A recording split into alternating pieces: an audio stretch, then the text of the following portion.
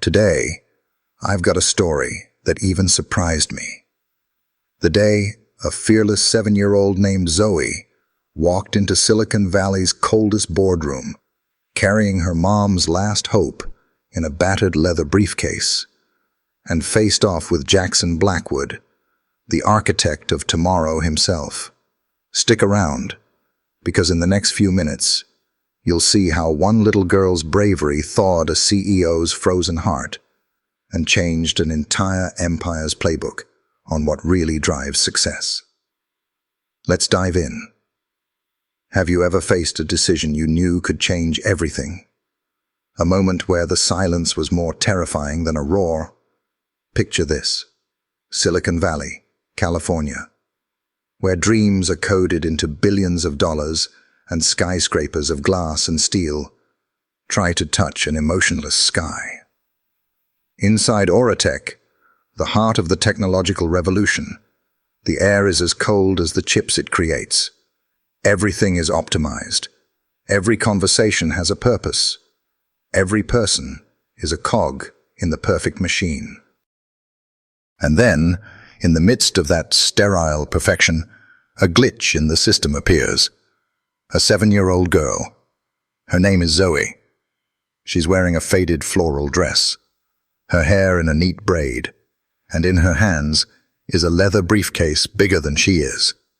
She doesn't belong here, like a wildflower trying to grow through a crack in an 8-lane freeway. The camera pans to the reception desk, where a woman with a programmed smile is typing at a keyboard. Zoe's voice cuts through the quiet space, surprisingly clear. "Excuse me, miss. I have a 9 o'clock appointment with Mr. Jackson Blackwood." Wait, I know what you're thinking. A kid at a job interview, another sugar-coated fairy tale, a staged script to get views, right? I thought so too when I first heard about it. I was about to scroll past. But trust me, stay with me for just a little longer. Because this isn't a fairy tale. This is a beautiful and brutal slice of the world we live in. A world where giant corporations can decide between life and death with a single line in an insurance contract. You see, in that leather briefcase Zoe is clutching, there isn't just her mother's resume. Inside is the last hope of a mother battling a deadly disease. Inside are the piles of medical bills. Inside is a race against time, where the finish line is an experimental treatment that only employees of Oratech have a chance of accessing. And the man holding the key to that finish line is none other than Jackson Blackwood, a man known as the architect of the future, a Silicon Valley legend. But to those who work with him, he is simply a soulless money-making machine, a heart locked away behind his own tragedy years ago. What happens when the most innocent and desperate hope confronts the most broken and calloused heart? Can a machine learn to be human again? In today's video, we won't just witness a job interview. We will witness a battle. A battle for life, for compassion, and for the very soul of one of the most powerful corporations on the planet. Stay with me, because the end of this story, and the lesson it brings, will change how you see the power of kindness. Forever. The receptionist's voice rang out, clear, but devoid of warmth, like a pre-recorded announcement. "Miss, I'm very sorry about your mother's situation, but Oratech's protocol is very clear. Interviews cannot be delegated. Your mother will have to reschedule herself when she is able." She said the word protocol as if it were an impenetrable wall.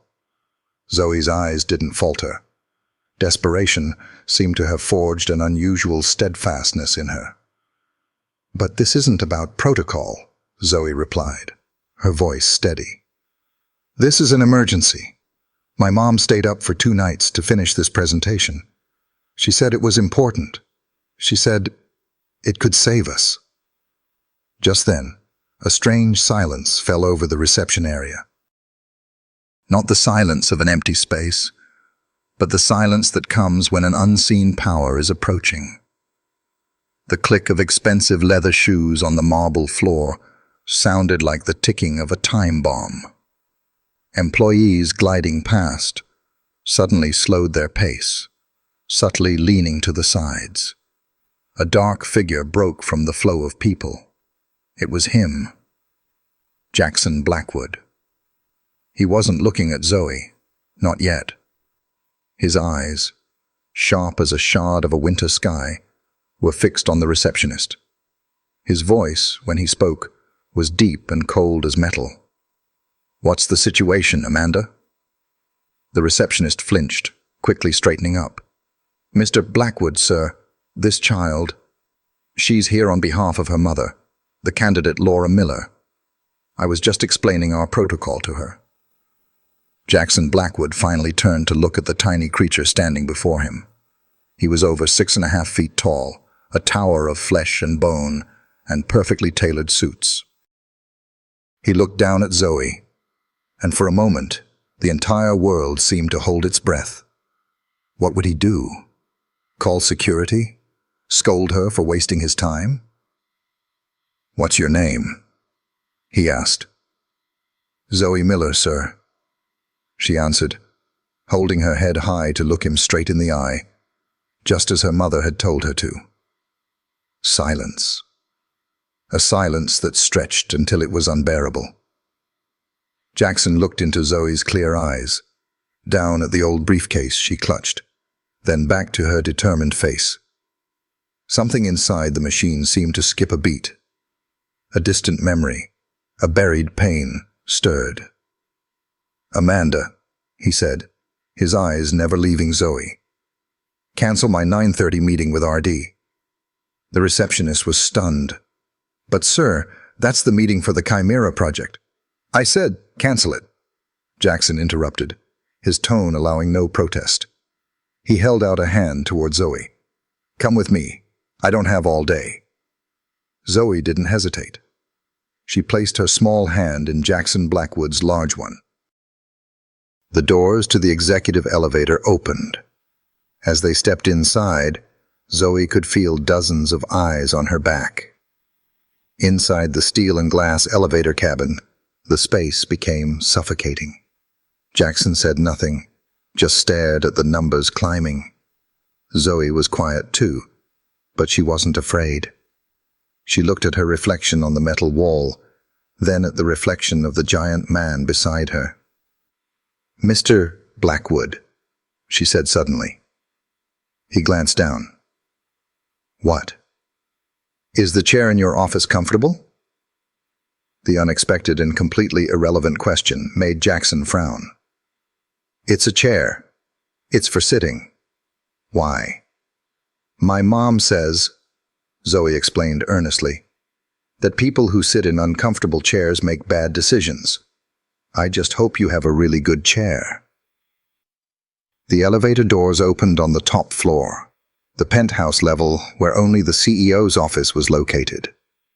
For the first time in years, an almost imperceptible smile flickered across Jackson Blackwood's lips. It was gone as quickly as it appeared. As they stepped out, another man, just as sharply dressed, was waiting.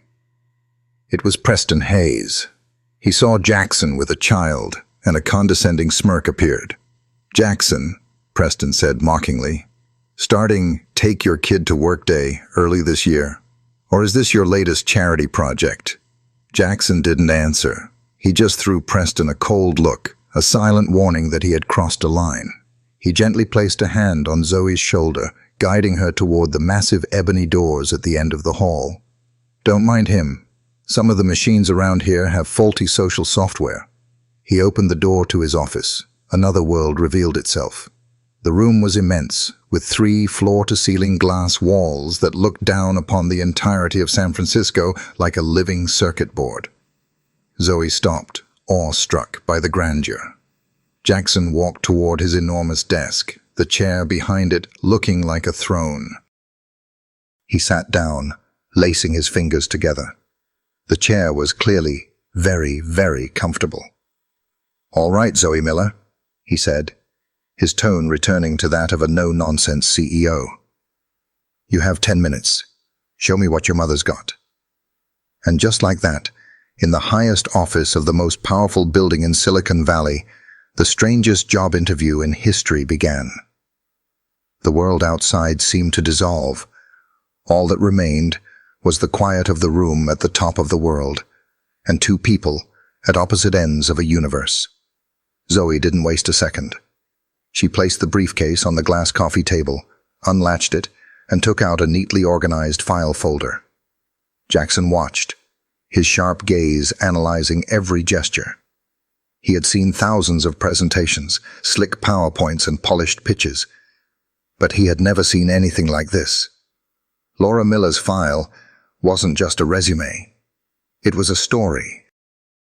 A master's degree in computer science from Stanford was clipped next to a yellow sticky note with a child's scrawl, "Mom is the smartest."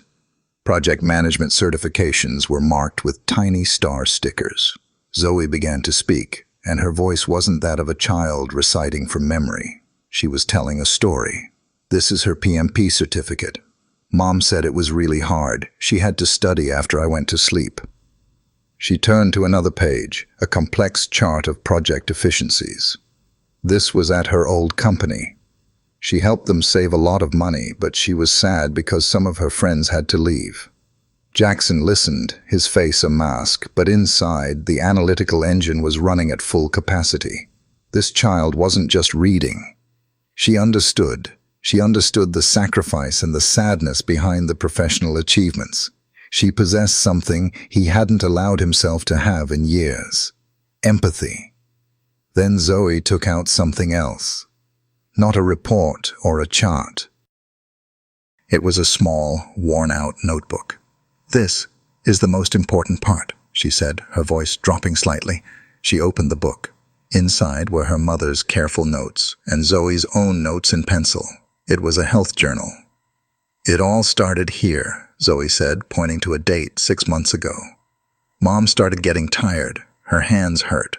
The first doctor said she was just stressed from being a single mom. They gave her pills to help her calm down." Another voice echoed in Jackson's mind, a voice of regret, cold as ice. They said Catherine was just exhausted. Postpartum depression, they called it. Stress. I told her she should take a vacation. I didn't listen. Zoe turned the page. Then she started getting fevers at night, and these rashes appeared. She pointed to a blurry photo, taped carefully to the page. "The second doctor said she had an allergy. He said she should change our laundry soap." She did, but nothing changed. Catherine had rashes too. The memory assaulted Jackson without mercy. "I thought it was the new fabric on the bedsheets I'd just bought. I was too busy with the second round of funding to notice she was getting paler every day." Zoe's voice began to tremble, for the first time since she had entered the building. It wasn't until last week, when she couldn't breathe and she fell down in the kitchen, that they took her to the hospital and did real tests. The hospital doctor said it's a rare disease, that her immune system is attacking itself, that if they had found it 6 months sooner, things could have been different. If they had found it sooner. The phrase was a lightning bolt through Jackson's mind. It was the exact phrase that had haunted him for 17 years. The phrase the emergency room doctor had told him in that cold hospital hallway, the night his world fell apart. Jackson stood up abruptly. His movement was so sudden that Zoe fell silent, startled. He didn't say a word, turning his back to her and walking toward the massive glass wall. He looked down at the city below, but he wasn't seeing skyscrapers or streams of traffic. He saw Catherine's tired face. He saw the desperation in her eyes when he cancelled a doctor's appointment for an emergency board meeting. He saw his own monumental, unfixable mistake being replayed in his own office through the voice of a 7-year-old child. He had built this empire, Aura Tech, from the ashes of his old life. He had turned himself into a machine so he would never have to feel that pain again. But now, a little girl no bigger than a sparrow had somehow found a way in and forced the rusted gears of his heart to move. He stood there, motionless, for a long minute. Zoe sat still, afraid she had said something wrong. Then Jackson turned around. His face was still cold, but in his blue eyes, the ice had cracked. A decision had been made. He didn't walk back to his desk. He walked straight to the phone on a small table in the corner. He picked up the receiver, dialing a number he knew by heart. Zoe heard his voice, no longer cold, but filled with an unshakable authority and urgency. "Dr. Evans," Jackson said. "It's Jackson Blackwood. I need a favor. Cancel your afternoon. I have a new patient whose file I need you to review personally. Immediately. Her name is Laura Miller." Jackson Blackwood put the phone down. The soft click of the receiver echoed in the silence, carrying the weight of an irreversible command. He hadn't just asked for an appointment.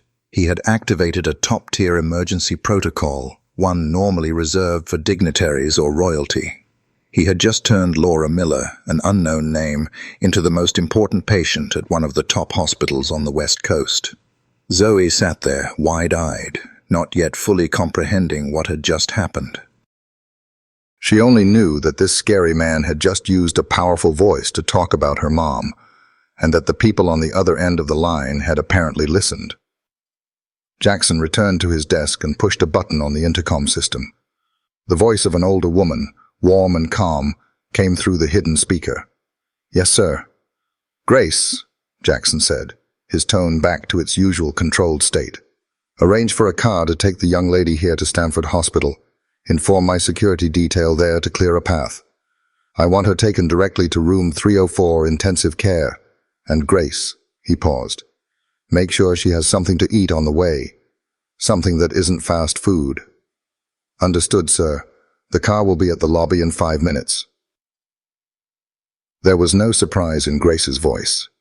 She had worked for Jackson and his father before him, long enough to be unfazed by the most unusual requests. She was the silent bastion of efficiency, the one who turned his commands into reality. Jackson stood up and walked over to Zoe. He crouched down, a rare gesture that made him seem less enormous. "Zoe," he said, "you're going to the hospital now to be with your mom. The very best doctors are going to take care of her. Do you understand?" Zoe nodded, still overwhelmed.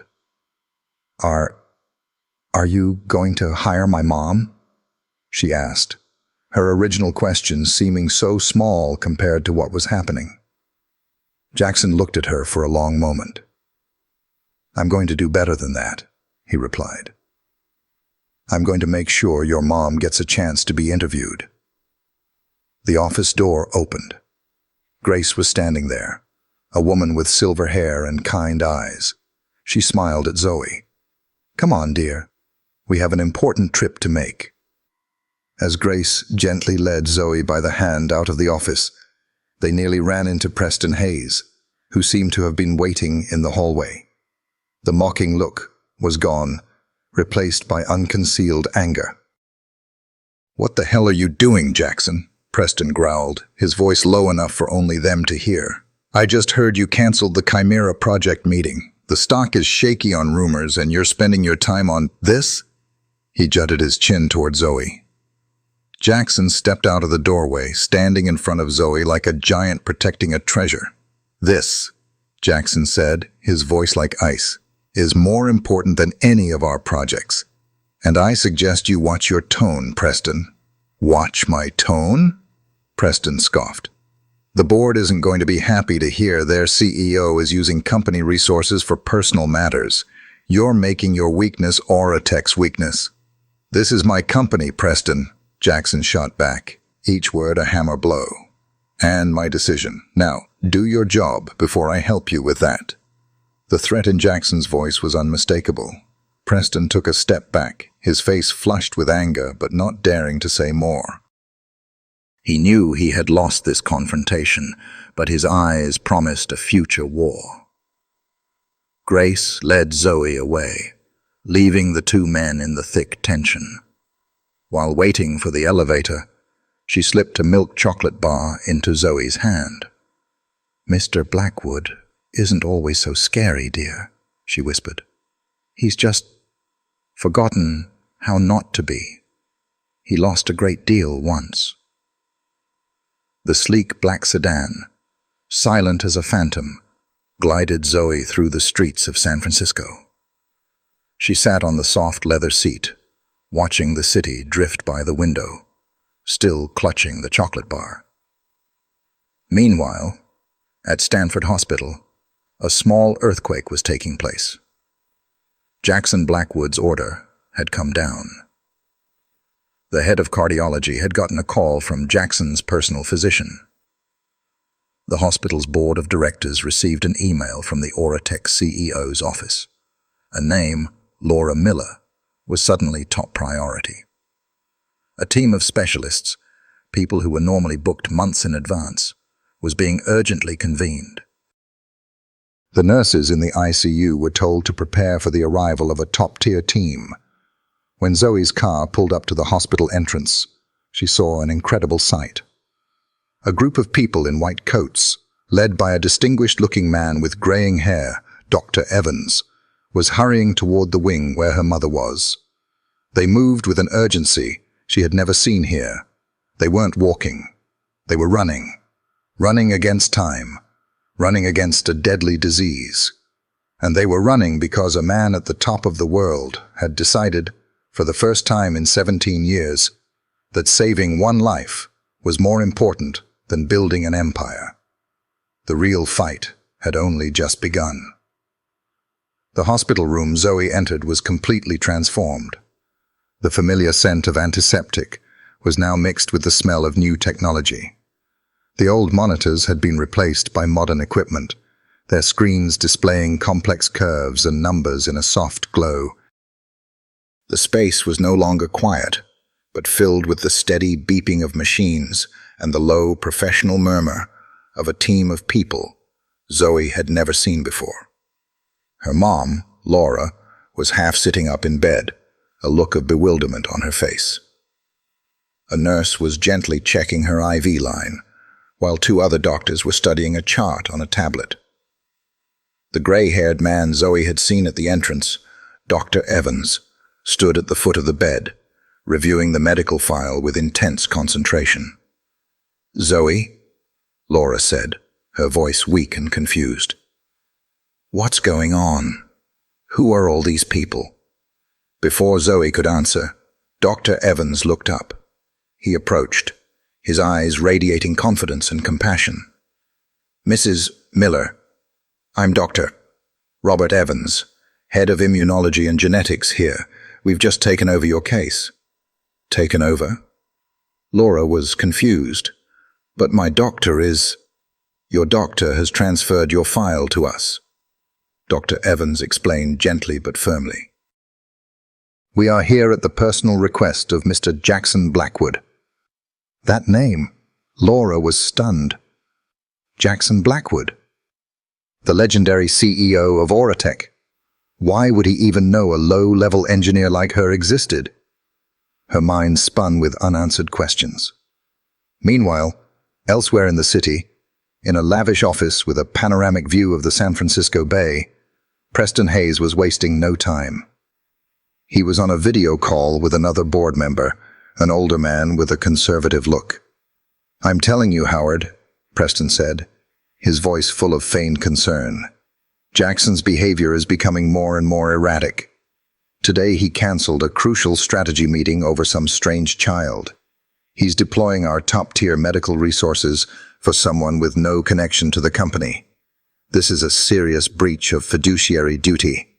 It shows his judgment has been compromised by personal issues." The man named Howard on the other end nodded. "I've heard some whispers." "The stock didn't react well this morning. What are you going to do, Preston?" "I have no choice." Preston sighed dramatically. "For the good of the shareholders and the stability of Oratech, I will formally request an emergency board meeting to review Jackson's leadership. We need to act before he causes irreparable damage." Preston ended the call. a triumphant smile on his lips. He had planted the seed of doubt. Now he just had to wait for it to grow. Back in Jackson Blackwood's office, he wasn't working. He was standing before a large screen, displaying not stock tickers, but Laura Miller's vitals, streamed live from the hospital in real time. Heart rate, oxygen saturation, blood pressure. He watched them like a general watching a critical battle unfold. He saw that her fever had begun to drop slightly after the first dose the Evans team had administered. A fragile sense of relief crept over him. Then, a red alert flashed in the corner of the screen. It was an email marked urgent. The subject line, formal request to convene the board of directors. Signed, Preston Hayes. Jackson skimmed the contents. He knew this fight was coming. He just hadn't expected it so soon. But there was no panic on his face, only a cold resolve. He had chosen this path, and he would see it through to the end. At the hospital, after a flurry of tests and consultations, Dr. Evans returned to Laura's room. "Mrs. Miller," he said, "your condition is complex, but it's not hopeless.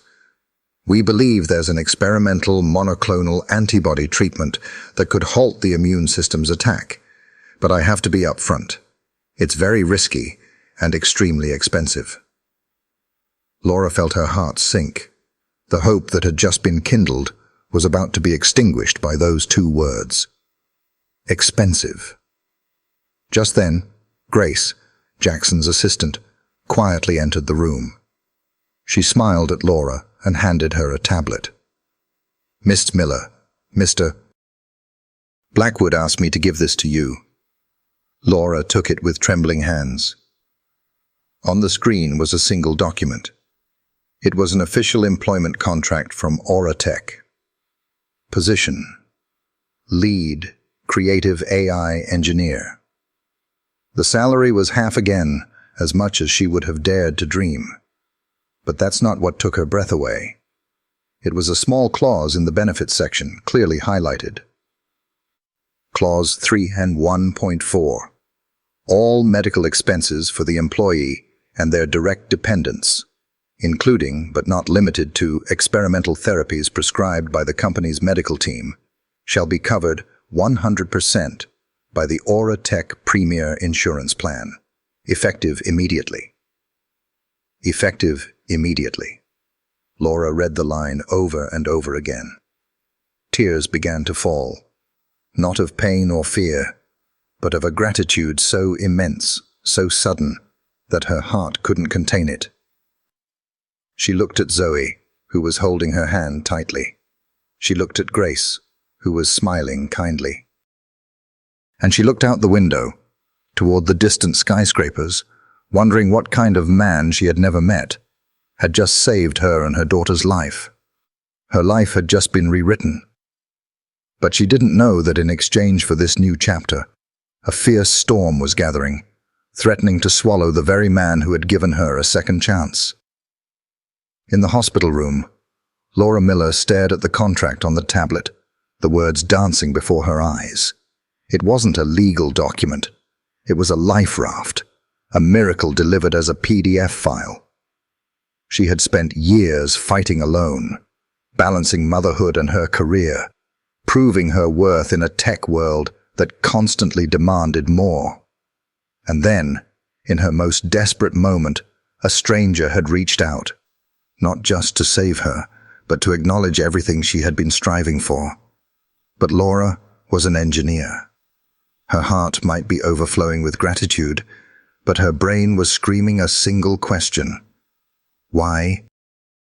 She looked up at Grace, who was still standing there patiently. "Ma'am," Laura said, her voice still hoarse. "Why? Why would Mr. Blackwood do all of this for me? He doesn't even know who I am." Grace smiled gently. "Sometimes the most important decisions don't come from spreadsheets, Ms. Miller. They come from things a spreadsheet can never measure." She nodded slightly toward Zoe, who was dozing beside her mother, exhausted from the long day.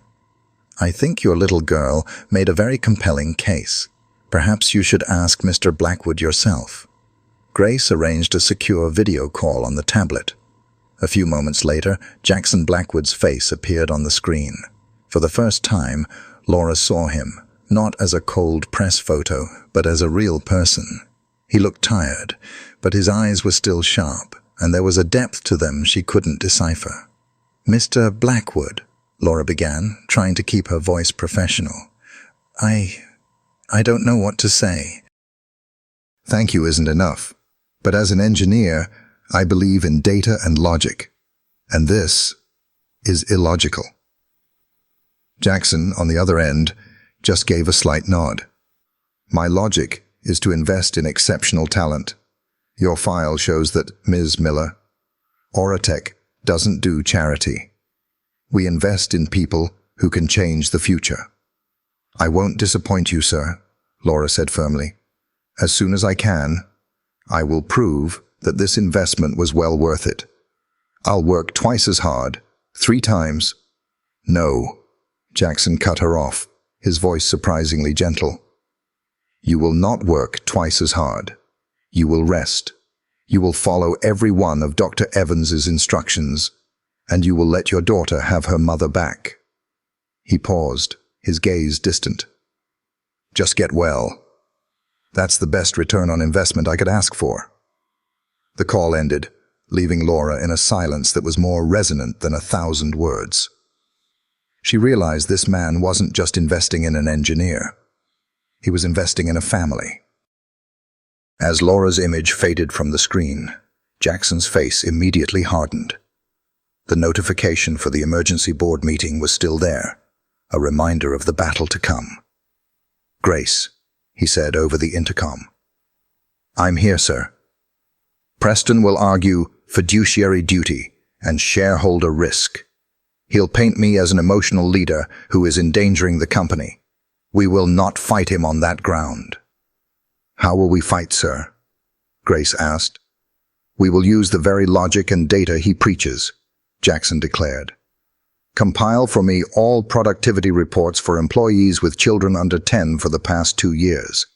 Specifically, I want a comparison of their work efficiency before and after we implemented the flexible work and childcare support policies we've been testing. I want turnover rates, sick days taken for family reasons, and their performance reviews from their superiors." Grace understood immediately. "You want to prove that supporting families isn't a cost." "It's a profitable investment." "Exactly," Jackson said. "Preston thinks compassion is my weakness. We're going to prove it's Auratech's greatest competitive advantage." As Grace got to work, turning the office into a strategic command center, Jackson walked to the window. He looked down at the city lights. He knew this fight would be brutal.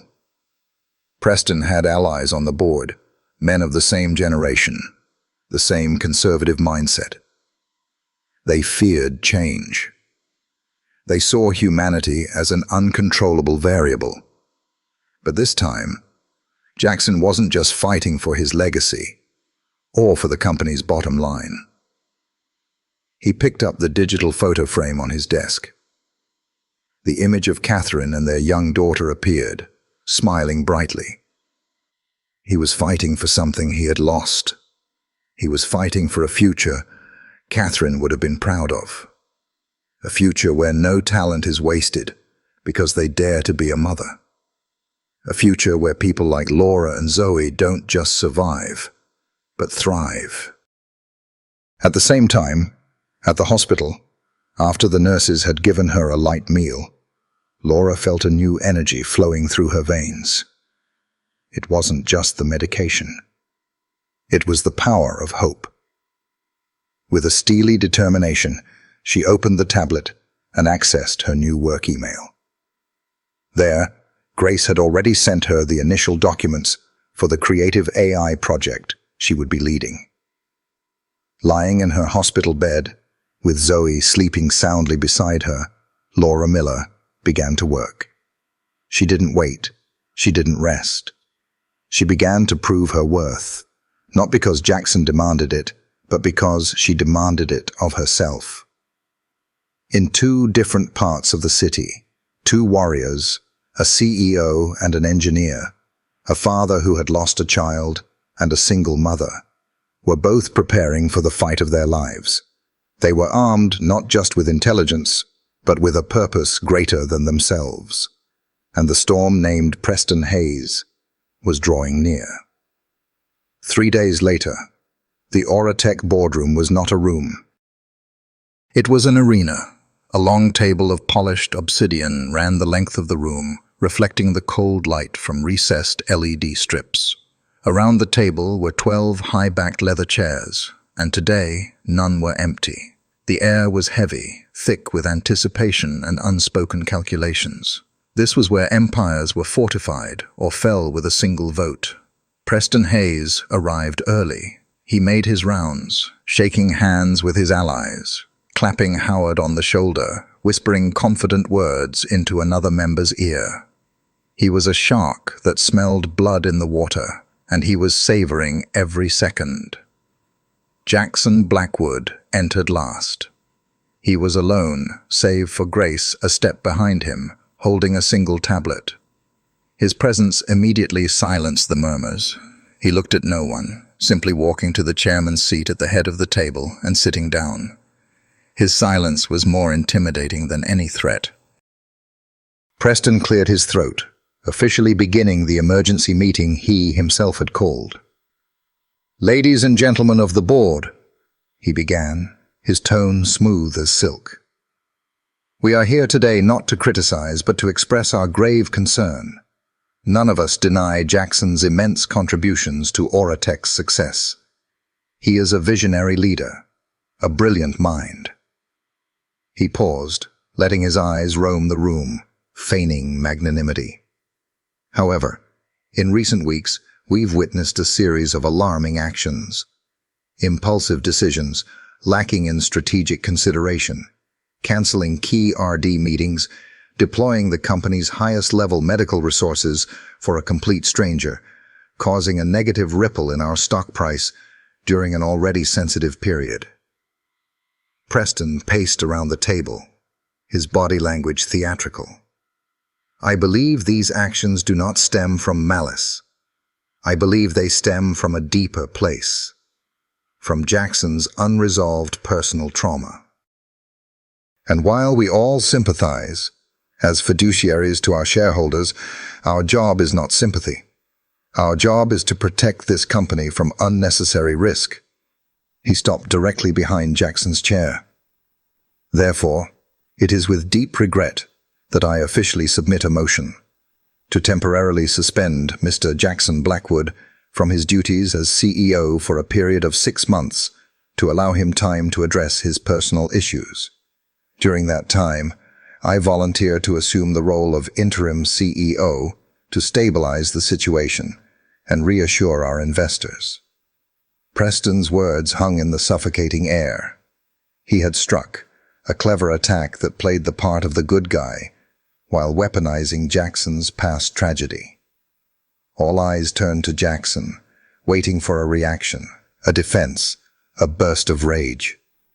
And while the silence in the boardroom became almost unbearable, elsewhere, in a sun-drenched hospital room, a clear laugh rang out. Laura, sitting up in bed, looked much stronger. She was on a video call with Zoe. Grace had set up a small corner in the company library for the little girl, with books and toys. Zoe was holding up a crayon drawing of 3 people holding hands under a rainbow. A tall man, a woman, and a little girl. "This is us at Mom's new company," Zoe said. Laura laughed. A real laugh. The kind she thought she'd never have again. Next to her hospital bed, her laptop was still open, the screen displaying the complex code and AI equations she had been working on tirelessly for the past 2 days. Back in the arena, Jackson Blackwood did not get angry. He let the silence stretch for a few more seconds, letting Preston's accusations soak into every corner of the room. Then, he slowly raised his head. "Thank you for your concern, Preston," he said, his tone alarmingly even. "You've raised some very valid points about risk, responsibility, and value. Our responsibility here in this room is to maximize value for our shareholders and ensure a sustainable future for Oratech." He paused, looking each board member directly in the eye. "However," he continued, "your definition of value and how to achieve it, Mr. Hayes, is not just wrong.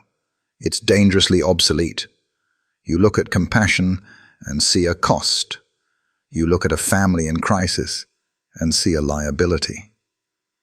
Jackson leaned forward slightly, the entire room seeming to be pulled in with him. "Today, I'm not going to argue about feelings or personal trauma. I'm going to speak the only language a board of directors should truly care about." He nodded at Grace. She tapped the tablet. The massive holographic display in the center of the table lit up. "Today," Jackson announced, his voice echoing in the room, "we are going to talk about data." The counterattack had begun. There were no complex spreadsheets or dry numbers. The first image that appeared was a simple question, written in Oratech's elegant font. "What is our greatest asset?" Jackson let the question hang in the air for a few seconds.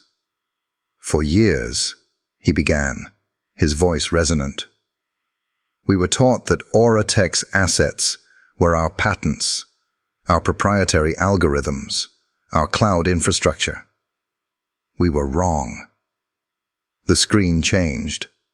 On one side was a blue bar graph.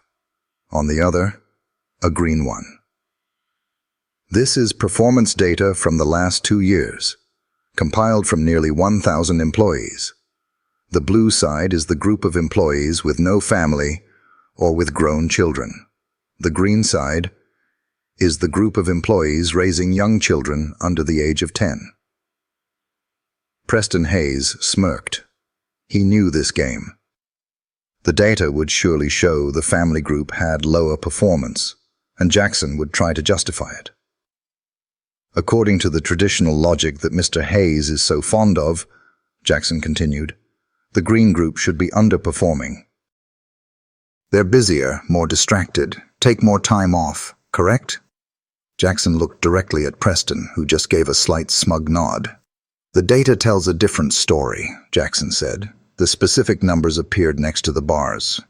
"The group of employees with young children has a 4% higher rate of on-time project completion. Their final products have a 9% lower error rate, and their rate of approved new initiatives is 6% higher." A low murmur went through the room. Preston frowned. This was impossible. "Has this data been verified?" he asked, his tone slightly sharp. "By an independent third-party auditing firm," Jackson answered immediately, giving him no opening. "The reason is simple, but we've refused to see it. Parenthood teaches skills no MBA course can. Time management down to the minute, ruthless prioritization, and the ability to multitask under extreme pressure. They don't have time for political office chatter. They come in, they work, and they go home. They are our efficiency machines." The holographic display changed again. This time, it was a financial chart.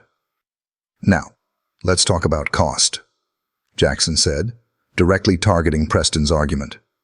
"You claim that compassion is a luxury, that my intervention to support Mrs. Miller was a waste of resources.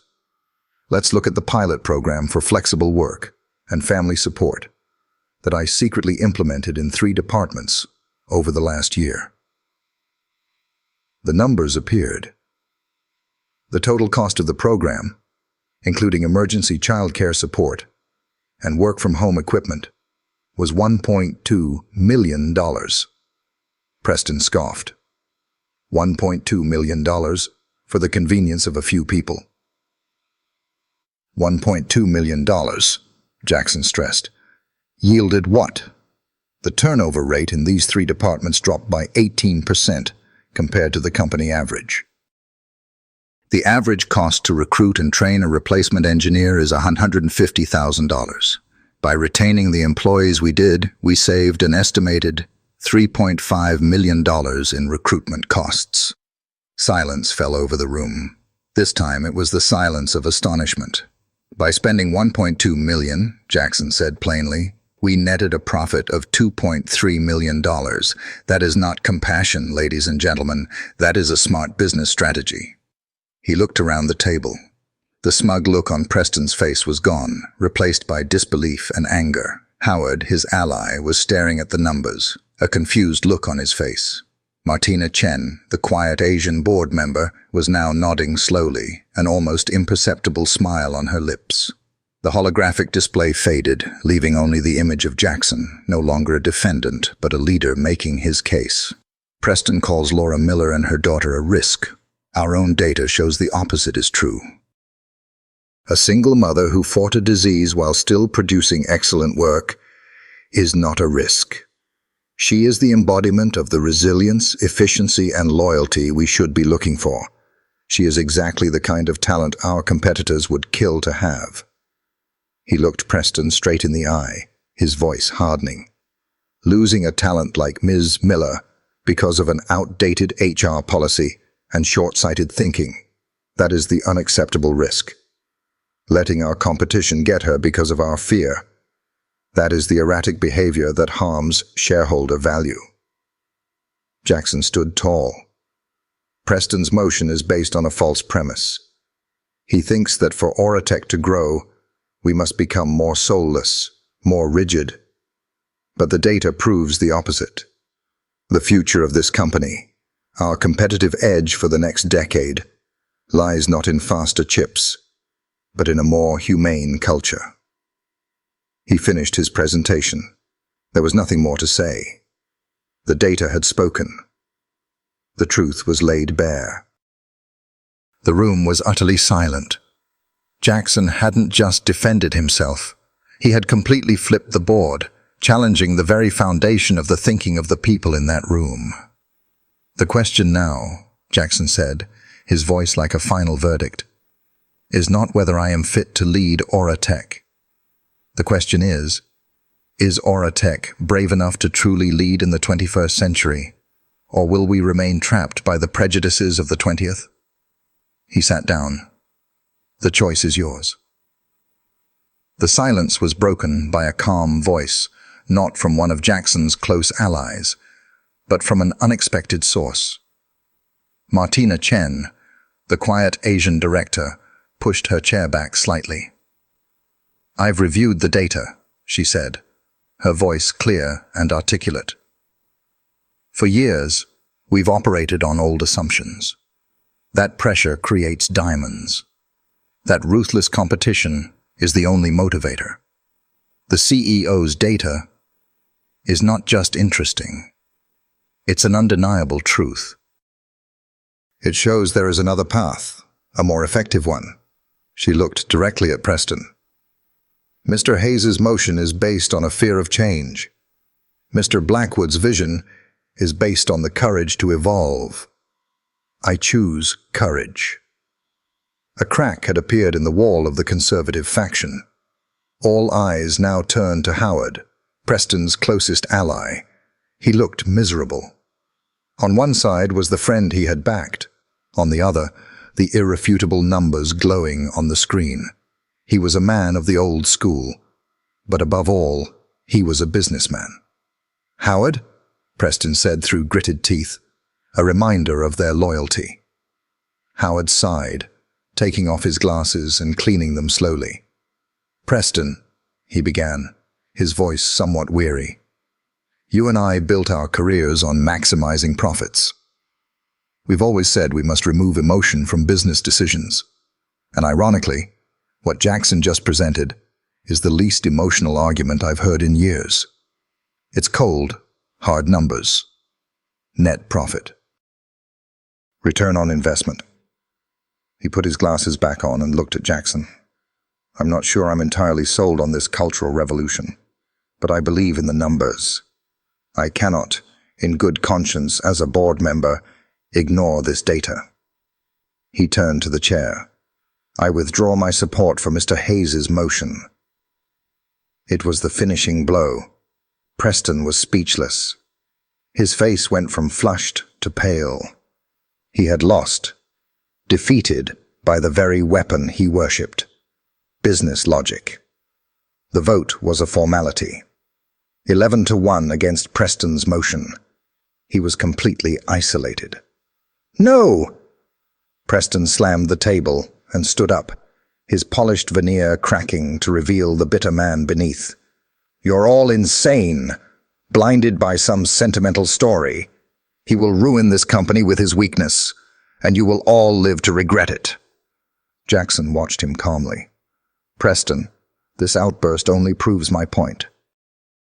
Your judgment is compromised by emotion and personal bias, not mine." He turned to the other members. "I propose a new vote. A vote of no confidence in Mr. Preston Hayes's board membership." There was little discussion. The vote was swift. This time, the result was 12-0. Preston Hayes was off the board. As security politely escorted him from the room, his eyes on Jackson were full of hatred. But Jackson wasn't looking at him. He was looking ahead, to the future. 1 year later. It's the official launch of the Catherine Blackwood Foundation, a non-profit with a dual mission: to fund research into autoimmune diseases and to consult with corporations on building humane work environments. On stage, the speaker isn't Jackson. It's Laura Miller. She looks completely healthy, vibrant, and confident. She's speaking about the importance of early diagnosis and the need for corporate support systems. She is the Foundation's executive director. In the audience, Jackson is standing, hand in hand with Zoe. She is 8 years old now, her former shyness gone. He isn't watching the stage as a CEO, but as a friend, a partner with unconcealed pride. The look of weariness and pain on his face is gone, replaced by a sense of peace. As Laura finishes her speech to thunderous applause, she steps down from the stage and walks toward them. Zoe runs to hug her. "You were great, Mom," Zoe said. "Thanks, sweetie," Laura smiled. Then she looked at Jackson. "Thank you for everything." "I should be thanking you," Jackson replied, his voice warm. "You two reminded me what all of this is for." They stood there, a family not of blood, but bound by something stronger. A family forged by a little girl's brave act, a CEO's risky decision, and the belief that people can always be better. Jackson looked out at the crowd, at the hopeful faces. "You know," he said to Laura, "I used to think strength was about controlling everything, about never showing a weakness. I was wrong." He looked down at Zoe, who was clutching both of their hands. "Real strength," he said, his voice like a narration of his own life, "is the ability to see the person behind the numbers. It's the courage to break the rules for the right reason. Real strength sometimes begins in a moment of what looks like the greatest weakness." The story of the sparrow in Silicon Valley didn't end with a mother getting a job or a CEO winning a boardroom battle. It ended with the birth of a new idea: that in the coldest of tech worlds, the greatest asset, the most profound revolution, isn't artificial intelligence, but human compassion. And sometimes, all it takes is one person who dares to believe in it, for the entire world to change.